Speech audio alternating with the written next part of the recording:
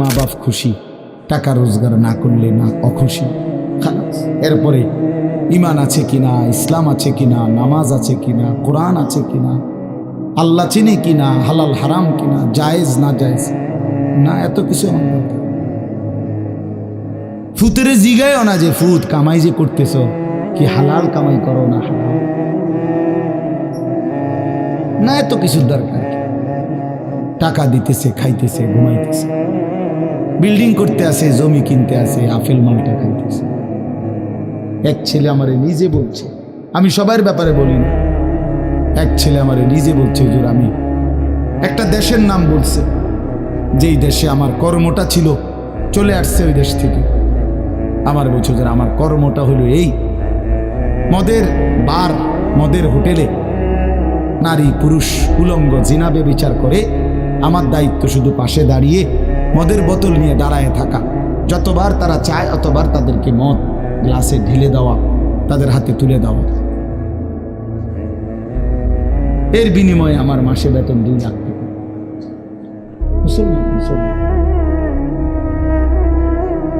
মুসলমানের সন্তান, বাংলাদেশের সন্তান। তো এই টাকা যখন বাবা খাচ্ছেন, বিল্ডিং করতেছে, কোনো টেনশন নাই। আমি আবারও বলছি, আমি সবার জন্য বলি না, ওই বলছে দেখে অট্টা কইছি, কথা বুঝছেন? আমি তো নাম ঠিকানা বলি না।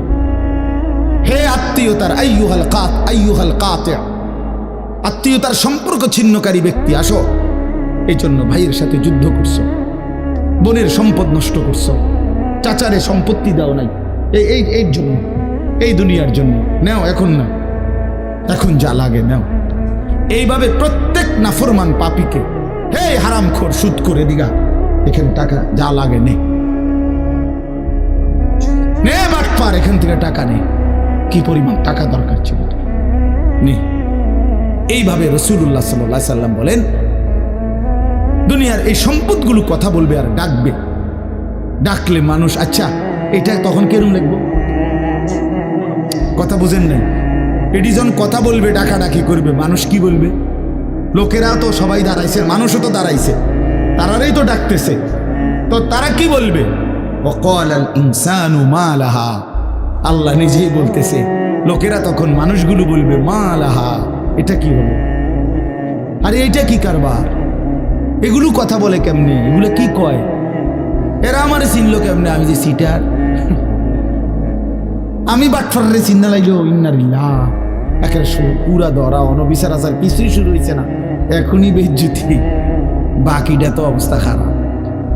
মানে অর্থাৎ মানুষগুলো অবাক হয়ে বলবে মা লাহা, কি হলো জমিনে, কি হলো এগুলোর, এরা এমন করছে কেন, এরা কথা বলছে কেন? আল্লাহ বলেন ইয়াউমাইদিন তুহাদ্দিসু আখবারাহা, আল্লাহ তাআলা বলেন বান্দা হে কি দেখছো হবে, এই মাত্র দেখলা স্বর্ণ রূপ্য টাকা পয়সা কথা বলে, এখনে না দেখবা আসল খেলাটা।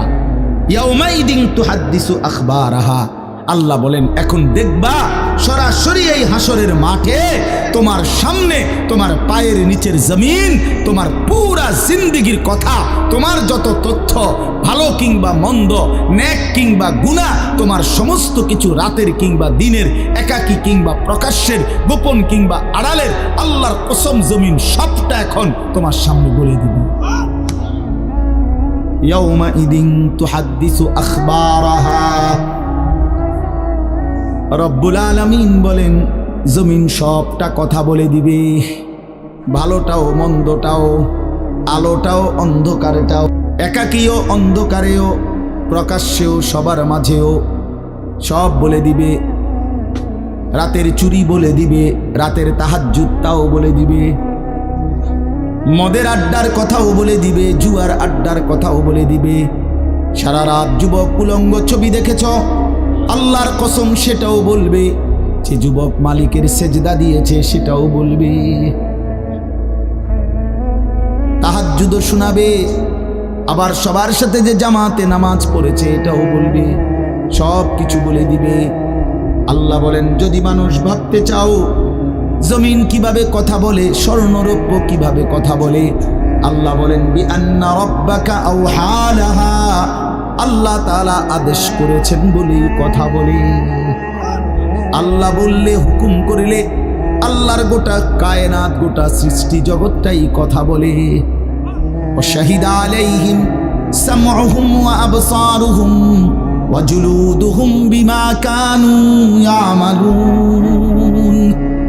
আল্লাহ বলে, হাসরের ময়দানে বান্দা, তোমার কান, তোমার চোখ, তোমার সারা দেহের চামড়া, জুলুদুহুম, তোমার সারা দেহের চামড়া, হাসরের ময়দানে তোমার পুরা জিন্দেগির কর্মকাণ্ড বলে দিবে। চামড়াগুলো বলবে, চামড়া, মানুষের শাহওয়াত চামড়াতে। এই জন্য সমস্ত যৌনতার ঘটনা, অসভ্যতার ঘটনা শরীরের চামড়া বলে। মানুষের শাহওয়াত চামড়া। কথা বুঝছেন কি? হ্যাঁ, চর্মে, চামড়ার মধ্যে শাহওয়াত, কামনা, বাসনা, যৌন চাহিদা। এই জন্য যত লোক দেখবেন বিভিন্ন হসপিটালে, যত ডাক্তার চর্মরোগের ডাক্তার, তত লোক যৌন রোগেরও ডাক্তার। হ্যাঁ, চর্ম ও যৌন রোগ বিশেষজ্ঞ। এটা একই বিষয়, একই চ্যাপ্টার।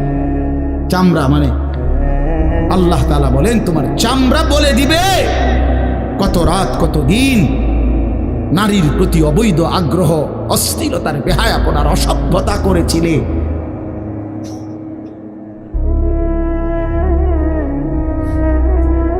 হায় হায়।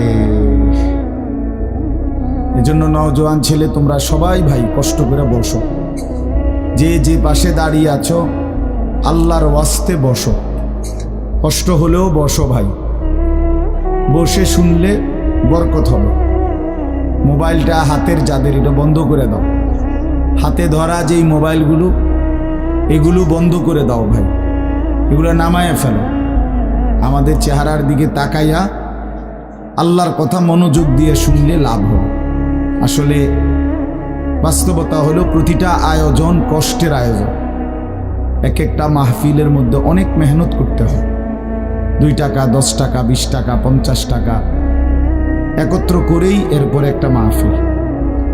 এক মুঠে কেউ টাকা দেয় না, অনেক জনের কাছ থেকে বারবার গিয়ে কষ্ট করে নিয়ে সবাই মিলে মিশে একটা মাহফিল। প্যান্ডেল, মাইক, পোস্টার, হ্যান্ডবিল, বক্তা, দাওয়াত দেওয়া, ঠিকমতো আসা, মেহমানদারি, আপ্যায়ন, সব মিলাইয়া অনেক কিছু, অনেক কাজ থাকে, অনেক পেরেশানি। আমার মাদ্রাসায় আগামী 14ই ডিসেম্বর মাহফিল। তো গত 1 মাস থেকেই এই পরিকল্পনা, এটা হবে কোথায়, ওইটা হবে কোথায়, বক্তা বসবে কোথায়, শ্রোতা বসবে কোথায়, প্যান্ডেল হইলে কোন দিক দিয়া, এই কত কিছু যে লিখছি আমরা। এতে বোঝা যায় যে অনেক কিছু। এই সবটুকু কষ্ট করে যদি শুধু কেবল আসলাম আর গেলাম, কিছুই শুনলাম না, বুঝলাম না, কিছু গ্রহণ করলাম না, কি লাভ হলো ভাই? এই কষ্টের এই ইন্তেজামের মধ্যে ফায়দা কি?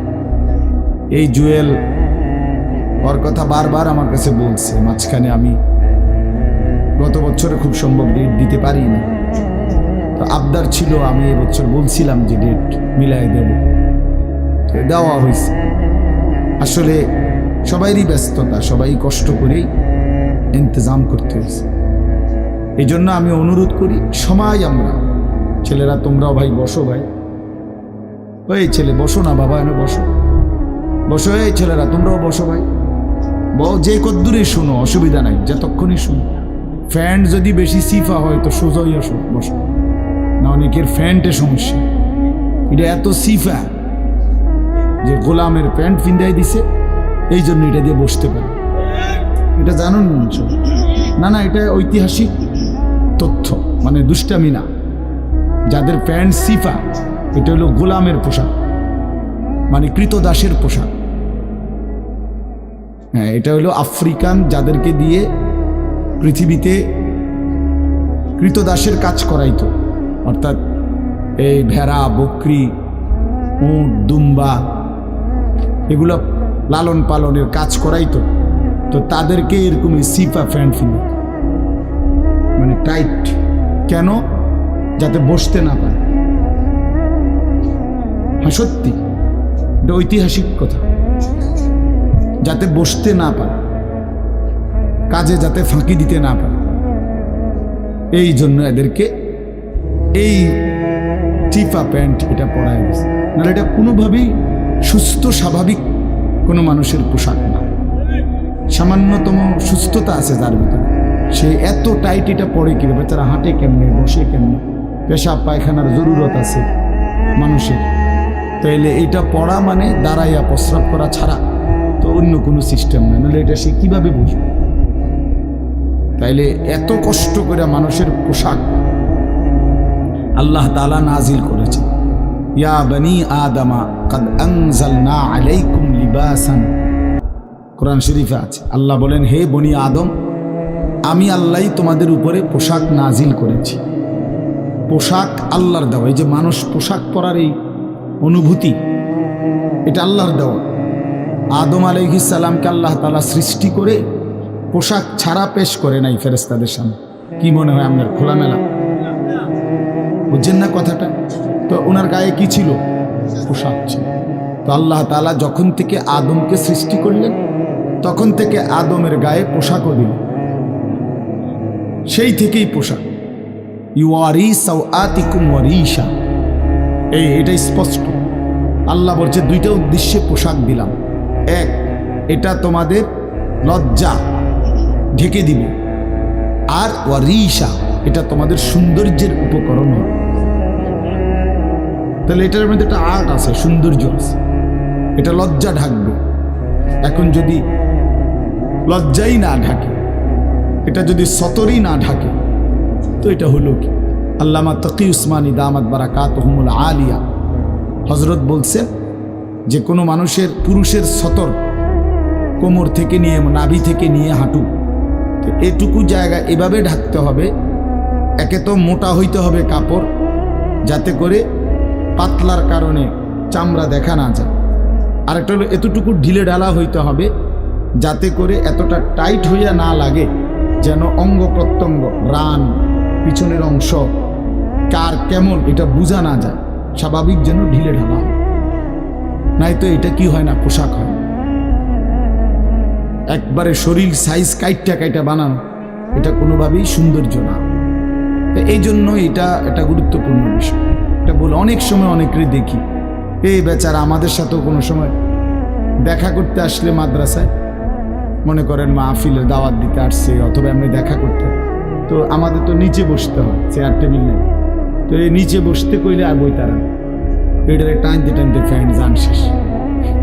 বেচারা নিজেও কষ্টে প্যারেশানিতে পড়ে, আমরাও প্যারেশানিতে। এই জন্য স্বাভাবিক ঢিলে ঢালা পোশাক পরা উচিত, একটু যেন করে চলতে ফিরতে আরাম। ভাই তোমরা বসতে না, তোমরা তো চলে যাও বেটা, অপদার্থ কোথাকার, যাও এখান থেকে বেটা, যাও। তোমার মতো দু চারজন শ্রোতা না হলে কি ফালতু কোথাকার। এতবার বললাম, এটা বসতে ক্ষতি কি? আল্লাহর কথা বসে শুনতে হয়। এটা এতবার একটা কথা বলতেছি, এটা যদি গুরুত্ব না হয় তো এটা কি হলো বলেন? আল্লাহর কথা বসে শুনতে হয়, এটা তো একটা সার্কাস না। কি বলেন, এটা কি একটা সার্কাস? তাই না? কোরআন শরীফে আছে এটা। মুসা আলাইহিস সালামকে আল্লাহ তাআলা তুর পাহাড়ে জুতা খুলতে বললেন কেন? জুতা খুলে বসবার জন্য। আল্লাহর কথা বসে শুনতে হবে, জুতা খুলে শুনতে হবে, তাইলে নিজের মধ্যে পরিবর্তন আসে। আদব ছাড়া এলেম হয় না। কোরআন সুন্নাহর যে জ্ঞান, এই জ্ঞানের জন্য আদব জরুরি। অন্য পড়ার জন্য এটা এতটা জরুরি। বাংলা, অঙ্ক, ইংরেজি, পদার্থ, জীববিজ্ঞান পড়ার জন্য পেশাব করে ফানি লন লাগে না। বুঝেন না কথা? দাঁড়াইয়া বসুক, বসে পড়ুক, বসে পেশাব করুক, এতে কোনো অসুবিধা নেই। কিন্তু আল্লাহর কোরআন পড়বার জন্য, রাসূলুল্লাহ সাল্লাল্লাহু আলাইহি সাল্লামের সুন্নাহ পড়বার জন্য প্রস্রাব করে ঢিলা নিতে হয়, টয়লেট পেপার ব্যবহার করতে হয়, পানি ব্যবহার করতে হয়, পবিত্র হইতে হয়। হ্যাঁ আসো আব্দুর রহমান, তুমি এনে আও। না না না, এখানে আসো। তো এই জন্য এটা জরুরি বিষয়। আমাদের কোরআন এবং সুন্নার এলেমের জন্য আপনার আদব জরুরি, আখলাক জরুরি, তহারত জরুরি। এই যে এখন এখানে একটা এটা আপনাদের এটা শুধু একটা মহরানা, বরং এখানেও তো কোরআন সুন্নার এলম বলার জন্যই ওলামায়ে কেরাম আপনাদেরকে বসাইছে, ঠিক না? তো তাইলে আদব জরুরি। মৌলানা ইয়াহিয়া বয়ান করতেছিলেন, হ্যাঁ, আল্লাহ তাআলা, আমি যেটুকু আইসা মাত্র শুনলাম, আল্লাহ তাআলা হাসরের ময়দানে এক কদম পাও বাড়াইতে দিবেন, জিন্দিগির প্রতি ইঞ্চির হিসাব হবে। আন উমরিহি ফিমা আফনাহু, পুরা হায়াত বান্দা কোথায় ব্যয় করেছো বলো আমাকে, আমার দেওয়া হায়াত। ওয়া আন শাবাবিহি ফিমা আবলাহু, শুধু যৌবনটা কোথায় ব্যয় করেছো সেটা আমাকে আলাদা বলো। ওয়া আন মালিহি মিন আইনা ইকতাসাবাহু ওয়া ফিমা আনফাকাহু, প্রতিটি টাকার ব্যাপারে হিসাব দাও দুইটা। এক, টাকাটা কামাই করছো কেমনে, ব্যয় করেছো কোথায়। ওয়া মাদা আমিলা ফিমা আলিমা, যা যা শিখেছিলা, জেনেছিলে, শুনেছিলে, তা কি পরিমাণ আমল করেছো সেটা বল, সেটা বল।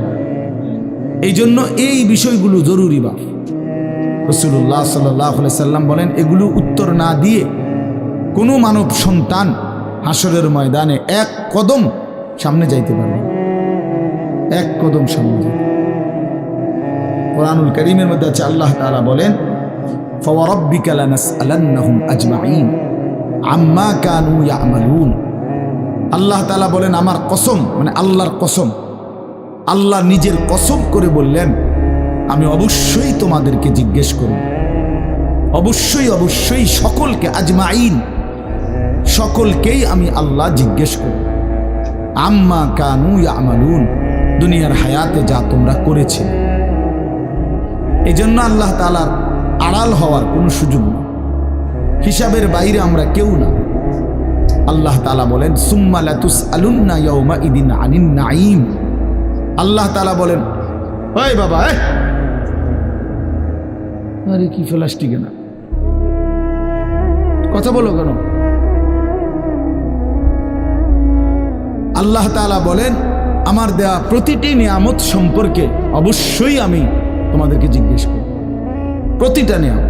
হাদিসের মধ্যে আছে, আল্লাহ তাআলা জিজ্ঞেস করবেন, নবী সাল্লাল্লাহু আলাইহি সাল্লাম বলেছেন, আল্লাহ জিজ্ঞেস করবেন, আলাম নুসিহ জিসমাক, বান্দা আমি মোট এতদিন তোমার শরীর সুস্থ রাখি নাই, সেইটুকু শুকর কি আদায় করেছো বলো।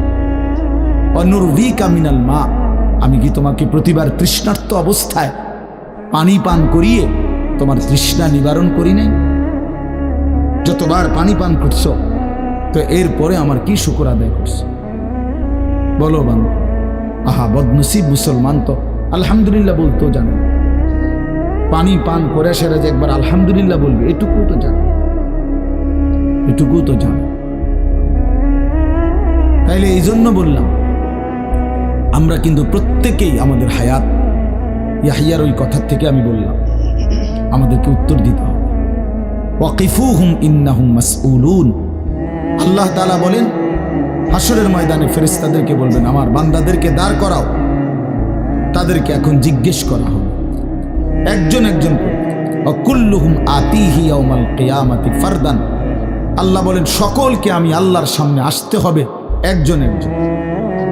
ফারদান অর্থ ওয়াহিদান, একজন একজন আমার সামনে এসে দাঁড়াও, আমার সামনে তুমি একাকী উত্তর দিবে, কোনো দুভাষী থাকবে না, একাকী উত্তর দিবে। এজন্য বাপ আমার, এটা জরুরি বিষয়, আমাদের জন্য জরুরি বিষয়। আমরা যেন আমাদের জিন্দেগির কদর করি। ছেলেরা, তোমাদেরকেও বলি, ভাই, হায়াত এই শুধু শুধু কাটাইয়া বন্ধে কোনো ফায়দা নেই। বুট খাইতে খাইতে নষ্ট করে দিলা জীবন, সামান্য মোবাইলের জন্য জীবন। একটা মোবাইলের আর কতই দাম, 12, 14, 18 হাজার টাকা। তো এই সামান্য টাকার একটা মোবাইল, এর জন্য এত সুন্দর হায়াত শেষ করে দাও, এটা ঠিক না। বন্ধুদের আড্ডায় 5 ঘন্টা 6 ঘন্টা জীবন শেষ করে দিলেন। আল্লাহ আমাদেরকে বুঝ দান করেন। এজন্য চলেন, প্রতিটা মাহফিলের বয়ান মনোযোগ দিয়ে শুনবেন, জুমার নামাজের বয়ান মনোযোগ দিয়ে শুনবেন। যখনই ওলামায়ে কেরাম কথা বলে, মনোযোগ দিয়ে শুনলে ধীরে ধীরে পরিবর্তন। মানুষ একদিনে বদলায় না, এটা আমরাও জানি। একদিনে কোনো জুনায়েদ বাগদাদি হয়ে যাবেন, একদিনে কোনো আব্দুল কাদের জিলানি হয়ে যাবেন। ওনারা নিজেরাও একদিনে হয় নাই, তা আপনি হইবেন কেন? বুঝেন নাই? জুনায়েদ বাগদাদি এত বড় আল্লাহর ওলি হয়েছে একদিনে, তো বাইজিদ বুস্তামি এত বড় আল্লাহর ওলি হয়েছে একদিনে, তো আপনি হবেন কেন? কাজে এইটা কোনো কথা না।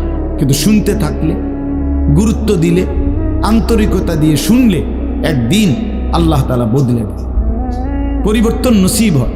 এই পৃথিবীতে অগণিত মানুষ যারা জালেম ছিল, নাফরমান ছিল, পাপী ছিল, হাজারো অন্যায়ের মধ্যে ডুবা ছিল, এমন মানুষও আল্লাহর দয়ায় কোনো একদিন রাত গভীরে, কোনো একদিন দিনের আলোতে, কোনো সামান্য কথায়, কোনো সামান্য ঘটনায় জিন্দেগি বদলায় ফেলছে। পিছনের জীবন থেকে তাওবা করে নতুন জীবন গ্রহণ করছে, আল্লাহ পাককে রাজি খুশি করে জামানার আউলিয়া হয়ে গেছে। এরকম বহু ঘটনা আছে, বহু ঘটনা। এই জন্য আমরা ইনশাআল্লাহ মনোযোগ দিয়ে আল্লাহর কথা, আমার বয়ান না শুধু সমস্ত আলেমদের বয়ান মনোযোগ দিয়ে শুনবেন। বলেন ইনশাআল্লাহ। কোরআন সুন্নাহর কথা মনোযোগ দিয়েই শুনবেন, দেখবেন বরকত হবে। যদি আমার এই কথা একজনে বুঝেন, আমি মনে করি এতটুকুই আমার লাভ। দুইজন বুঝলে দুইজনই লাভ। আল্লাহ আমাদেরকে তৌফিক দান।